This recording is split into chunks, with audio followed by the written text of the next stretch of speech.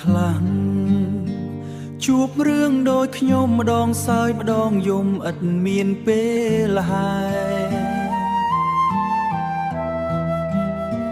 ខិតខំធ្វើការមិនដែលត្អូញត្អែប៉ុន្តែមៀងមេ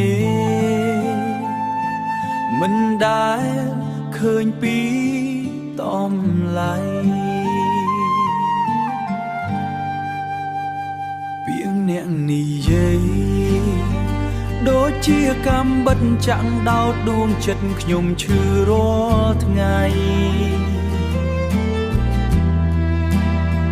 បាត់បង់ចិត្តស្មោះធ្លាប់ផ្ដល់ឲ្យស្រី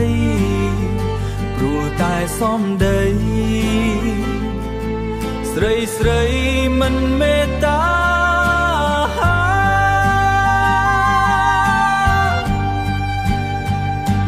ទុកប្តីដែលស្រីមើលងាយបេះដូងធ្លុះធ្លាយក្រំគ្រាស្ទើរតែមួណា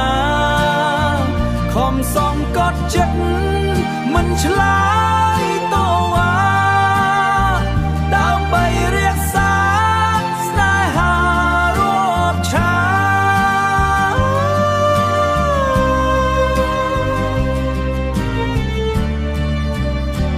ទឹកភ្នែកដែលហូ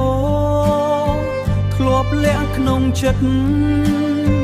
សូមប្រាប់ការពិតអ្នកផងជួយចាំកុំរួងនៅចិត្ត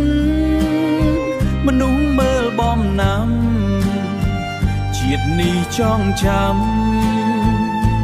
អស់មួយជីវិត